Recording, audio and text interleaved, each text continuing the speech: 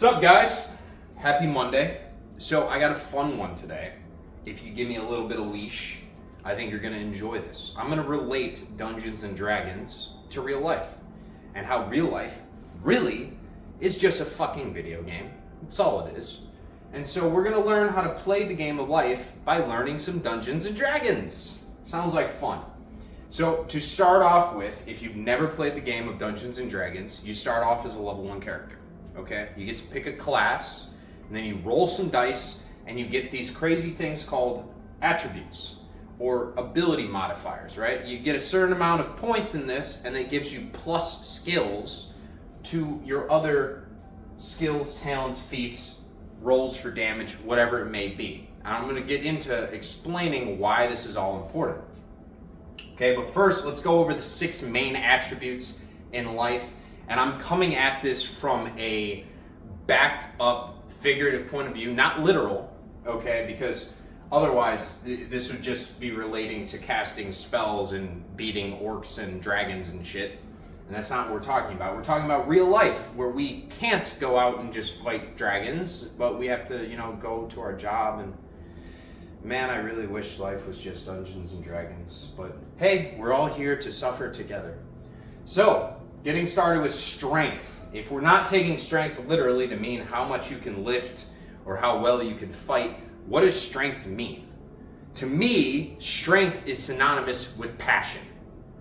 It is your ability to find what you want in life and go after it no matter what. Nothing can stop you because your willpower will be imposed, okay? Strength is the ability that no matter what, if you don't have any allies and you only have enemies, you still are going to walk forward. You still are going to go into the fight because you don't care about the outcome. You don't care if you're most likely going to lose. You have the internal strength to know that you can succeed, and therefore you will move forward. So to me, that is strength. Now, dexterity, in a literal sense, would be, how flexible you are, maybe your yoga abilities, your gymnastics, whatever it may be. To me, dexterity is as if a life is a river, and you're just kind of floating through life. A person that is able to just navigate that river and just flow with it, where they don't have to use a whole lot of effort, would be a dexterous individual. They're very flexible. They're able to acclimate to any environment, okay? This is somebody that it doesn't matter what you throw at them, they will be able to adapt and overcome that situation. If there's a problem, they will be able to weasel their way to a solution. Weasel is probably not the best word, might have a negative connotation, but this person is very good at getting to where they need to go no matter what is thrown in their path, okay? That is dexterity. Constitution is similar and goes hand in hand with strength and dexterity. However, it's slightly different. Let's say you're in a river and there's an obstacle coming up, and no matter what you try and do, you can't use your dexterity to avoid it. You can't use your strength to just push it out of the way. Constitution is your raft is going to hit this rock. Is your raft going to stay intact? Your constitution is your ability to get hit and keep moving forward. It has nothing to do with how hard you can throw a punch. This has everything to do with how strong your jaw is, how strong your stomach is, and how strong your spine is. How much can you take? How much suffering can you handle and still keep it trucking? It's constitution. Now I'm going to cover the next 2 together, and I'm going to give you 2 examples to explain my point. Because intelligence and wisdom oftentimes get confused. They get interchanged. Rightfully so. I mean, they both have to do with mental experience and that plane of reality, right? You're like, oh, that person's really wise. Or you say they're really smart. Those are different things. So intelligence, I would say, is like an Elon Musk, okay? The guy is speaking in a different language in his own head, okay? He sees things that are of the future, right? Or from our past, depending on your point of view and how long we've been here, that other people don't see. His intellect is so high, he sees solutions that other people within their energetic plane of experience cannot see. They see the problems, he's risen above it, and he sees the solutions because his intellect stat is that fucking high. That is a high level of intelligence to be a rocket engineer, scientist, electrical genius, newborn Tesla type of person, okay? Like, that is a very, very high level of intelligence. Wisdom, on the other hand, does not mean you can program AI robots and, create cars and all these fanciful ideas and inventions, okay? Wisdom is you get all the information handed to you, all right, and you're able to discern the best course of action. It doesn't require a high level of intellect to necessarily do that, but wisdom is the ability to look at everything as it is objectively and then subjectively decide what the best thing is for you and to include within your life. A great example of a wise person would be a sad guru, okay? It would be a Jordan Peterson. The types of people that can look at consciousness, can look at thoughts and break them down to come to the answers that they desire. That's a high level of wisdom, or it can be interchangeable with consciousness. The more aware, the more perceptive you are. And then finally, charisma. Charisma is your ability to take your words and impart them on other people so that they may understand what you are trying to say. This is the ability to be gregarious, make people like you, make people want to listen to you. People ask about your day. They're genuinely interested in your life. Being charismatic is so important to everything else. It's the last one on this list. However, I will say, if you max out your charisma skill, it's a boon to every other part of this list, because charisma is your ability to relate to the outside world, other people. So all these other skills are mainly interior skills that you may level up, but then over time, if you want to share your gifts, share your talents with the world, you're going to need a good amount of charisma to do that.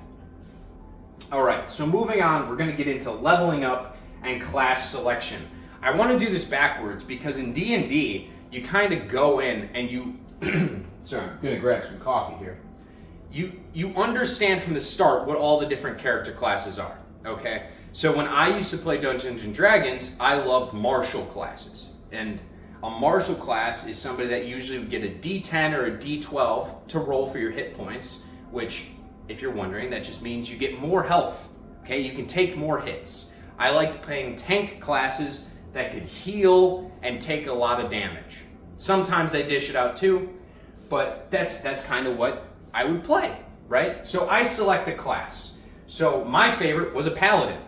And going in, I knew paladin's main attributes. These are the attributes you would want to pick in order to maximize your character's ability, right? You're going to level up irregardless. As you slay demons and dragons, and you go on quests, and you help the villagers, whatever you may do within the game, you're going to get XP points, and you're going to level up. The class you pick in life is what will dictate where you want to put your time and effort and energy, meaning your extra points as you level up. So if you are a paladin, you want to go strength, constitution, and charisma. They're very charismatic people. They're strong and passionate in their beliefs, and they can take a fuck ton of damage and keep a smile on their face. They are there to do that for everyone else. That is essentially what a paladin does. They're saying, hey guys, I will take the hard path. I'll do the shit that sucks so it makes your guys' day better. And even though I've had a harder time than everyone else, I'm still gonna crack jokes and make you all smile because that's just the way I'm built. I'm abstractly constructed. That's what a paladin is, okay? So the reason I bring this up second as opposed to first is because in real life, there is no character selection screen, okay? You just kind of spawn in. You spawn in, and then as a young kid, you don't have any of these abilities really yet. These start developing over time. However, the crazy thing about us humans is we're all unique. So there are some people that naturally will be gifted with a higher strength score. There are some that will have the dexterity, some constitution, intelligence, wisdom, charisma, whatever it may be, okay? And why is this important? Because if you can identify your main attributes, the things that you are uniquely gifted with, then you have a tip. You have a little insight into what class you may be, okay? So that is why we want to figure out our attributes first, what make us up, what we are interested in, what is our main talent in life, and then we'll select our class from there. And class is kind of like an archetype. This doesn't mean that you have to stick to one thing for your entire life. However, if you stay within a certain class, you will get the most benefits if it mirrors your unique skills. Now I want to get into the concept of multi-classing next. Multi-classing in D&D is what I would consider to be the new polymath. And a polymath would be like a Leonardo da Vinci from back in the day. I mean, the guy could literally do anything, which in regards to what I'm talking about means his skills, all of these were maxed. These were all ridiculously maxed out, so he could do whatever the fuck he wanted. There was no profession he was bad at. There was no talent he did not have unlocked. There was no feat that he could not conquer, okay? He had the skills. Bitches love skills. So that's what we need to try and do, guys. We need to figure out our class, level up, and then also, if you have interest in other things, start multi-classing. Start putting your points and skills into some of these different attributes. Really just start leveling up throughout your life, and it makes things so much better. And now, as far as jobs go, that's going to be the next part. Golden questing. Okay, so in D&D, it doesn't matter what level you are to go on a quest. It really doesn't. What matters is the skills and the abilities that you have from your class and your other experience that allows you to go on certain quests. Certain quests will be much easier depending on your class. If you're a healer, you may not want to go to war. And if you are a warrior, you may not want to go be a gardener, okay?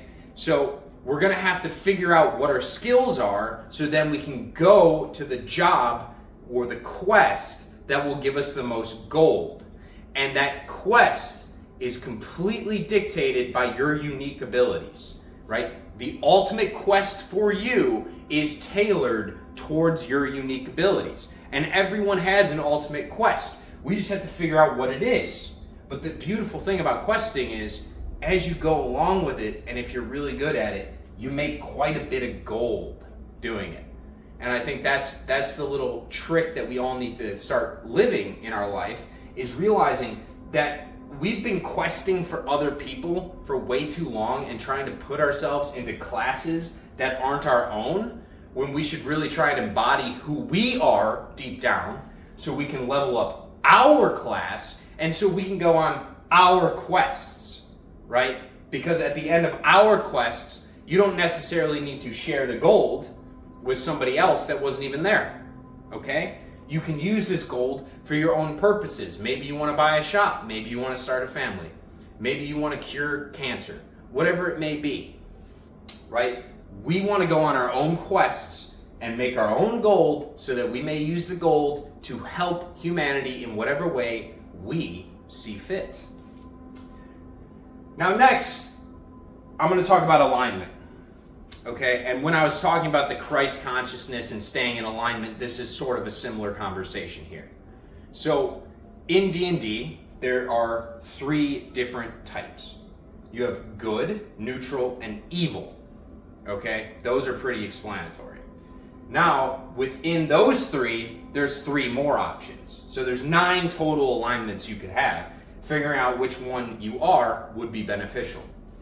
So there's lawful, neutral, and chaotic. So, that being said, you could have lawful good, you could have neutral good, you could have chaotic good, lawful neutral, neutral neutral, chaotic neutral, and then lawful evil, neutral evil, chaotic evil. All right. Now, for example, what I would characterize my class as would be a paladin alchemist multi-class, probably mixed in with a little bit of wizard. All right. And I am chaotic good. Now, chaotic good does not mean I want to cause anyone harm, the chaos part. However, I want the best for humanity, and if that requires it all being burned to a crisp and falling apart and our societal structures, you know, basically becoming non-existent so we could rebuild it from the ashes like a phoenix, I'm okay with that. That's what I would prefer instead of a death by 1,000 cuts where we eventually all become, you know, slaves, which we kind of already are. We just haven't come to that realization yet. But look how much that we pay in taxes and all these other bullshit that we have to do for a government super class. It's a caste system. They run the show and they steal all your money from you. You know, that doesn't seem very fair. It seems like something we should fight against. And that's why, you know, you need paladins. You need people that are like, that is fucking evil. We need to fight against it. No matter what. No matter the consequences. This is strength, guys. This is constitution. Like, all these things play in, and you have to find your class, find your alignment, and then it makes this questing part so fucking easy. And more so than the ease, because easiness does not necessarily mean it's good. But when it's easy, right, they say that's from God. Okay? If something is difficult, if something is stressful, if you're trying something new and it's not clicking, it means it's probably not from God. Okay? It means you're probably not in alignment, or you're doing something that is outside of your class specialty. Okay? So that's why this is so important. We have to find our class, we have to level up our attributes, we have to go on our own quests, and we have to step into the alignment that we feel on the inside. It doesn't matter what anyone else fucking says. I could care less about anyone else's fucking opinion. You, on the other side of that screen, what is your alignment? What do you resonate with? Are you good? Are you neutral? Are you evil? What are you? And then what are you doing within that alignment as far as quests go with your life, right?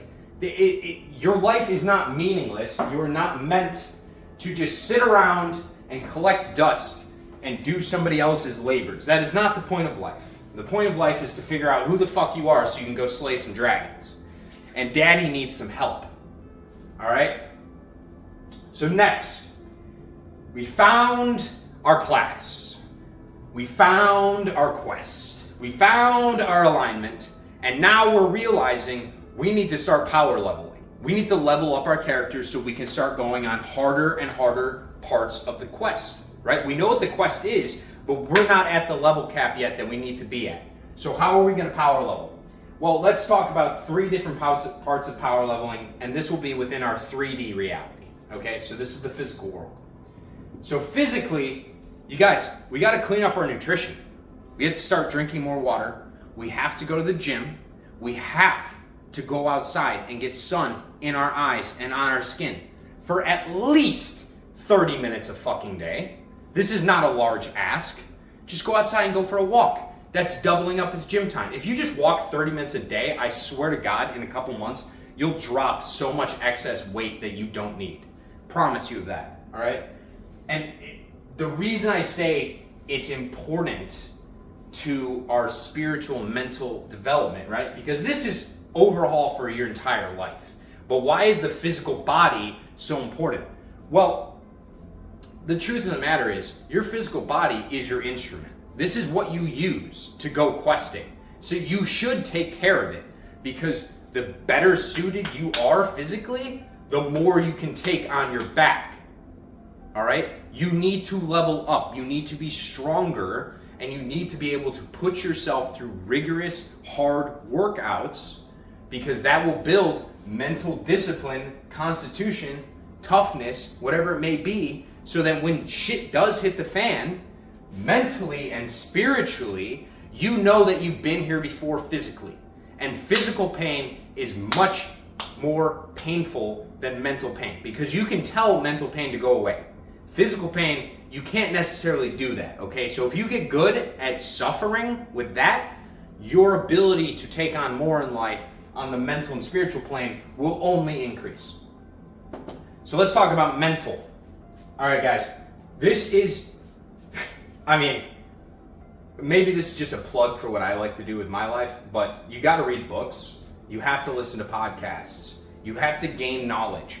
I love social media in the sense that it shares education. There's all these talented creators out there. But guys, if you're at a point in your life where you don't really know who you are, we need to stop absorbing and downloading so much information that is not going to serve you in the long run. There's a lot of stupid videos that will just give you dopamine spikes, but they won't teach you anything. They won't make you a better person, okay? So mentally, we have to start including things into our life that will mentally level us up. These are the books. These are the mentors. These are the gurus. These are the podcasts and the educational videos. Whatever it may be. You want to go to a seminar? You're going to university?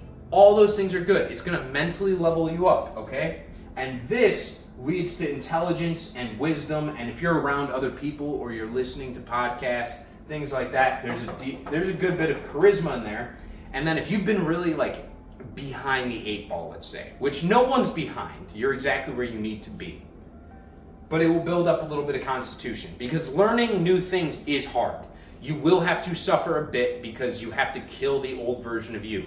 If you've been doing something wrong and then somebody wakes you up and says, hey, let's not do that anymore, then you on the inside have to come to terms with that is bad, okay? And that's hard. That's difficult for a lot of people to do, especially when you're young. No one wants to be told that they're an idiot, that they're doing something wrong, that they're a bad person, but you have to be able to remove yourself, the ego out, and just say, okay, it's just an action. It doesn't mean I'm a bad person. It just means I've been doing a bad thing. It's a happy little accident, okay?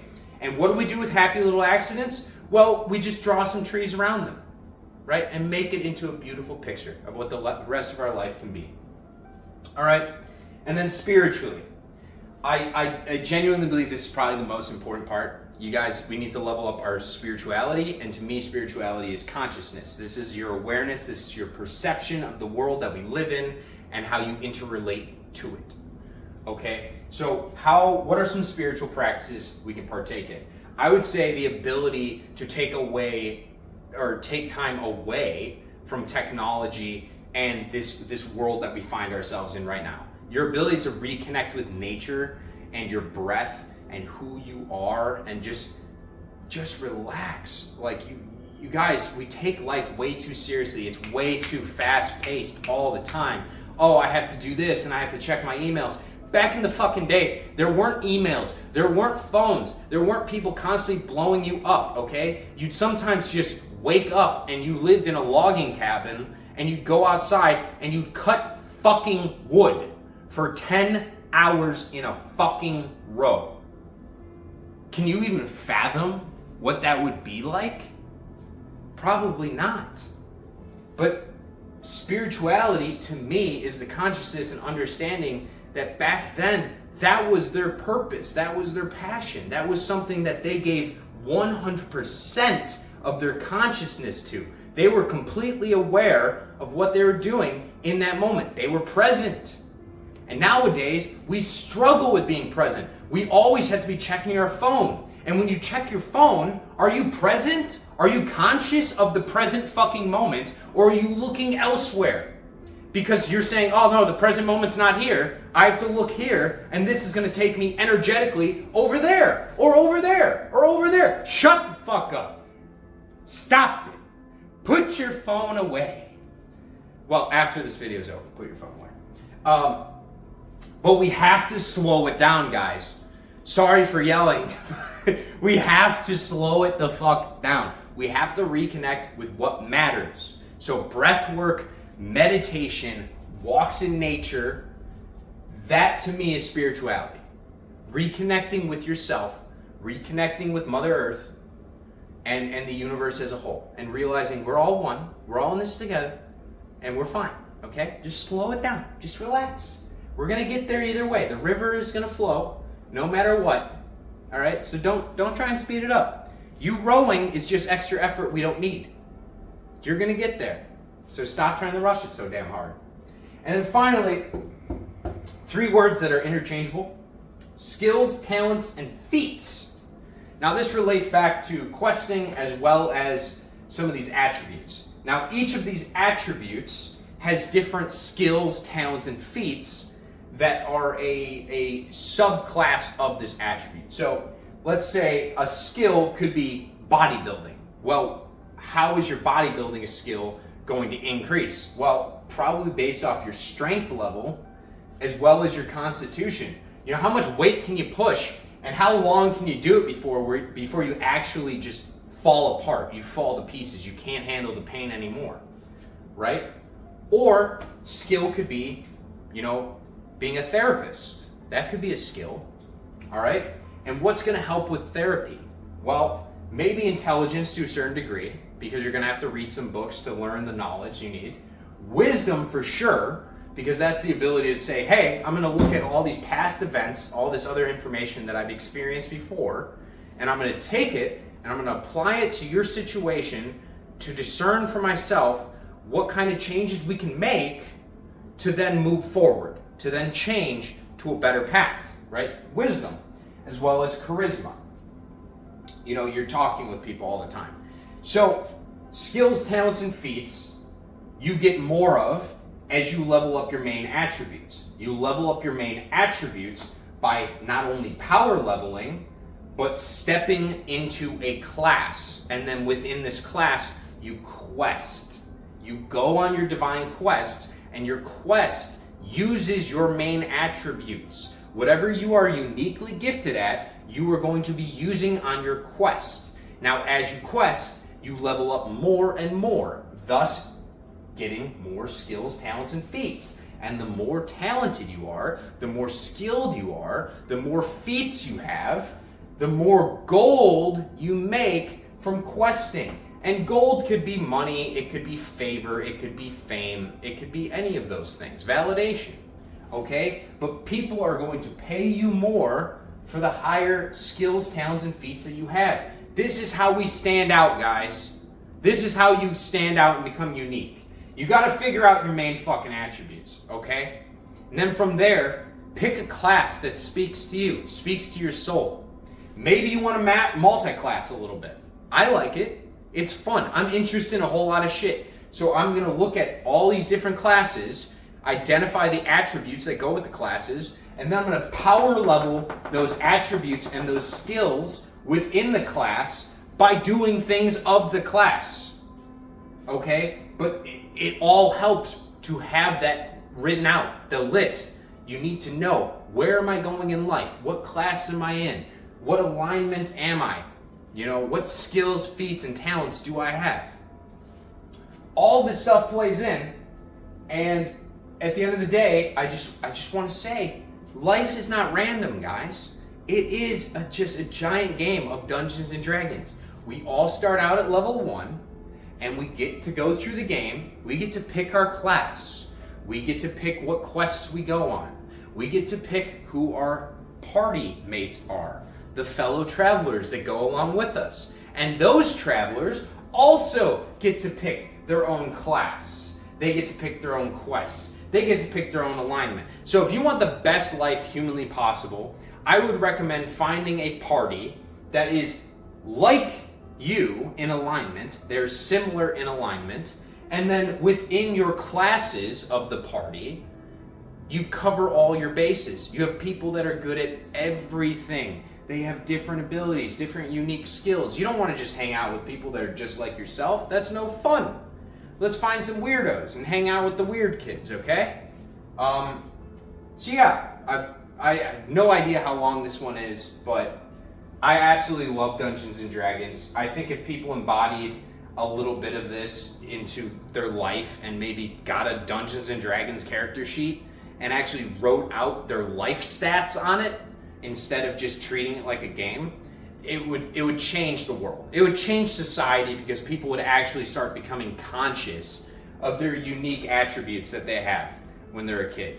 People are born with amazing skills and talents, and we can all back in to what our class is based off of things that we're uniquely given as children, as young adults, or even later on in life when you discover something that you're incredible at.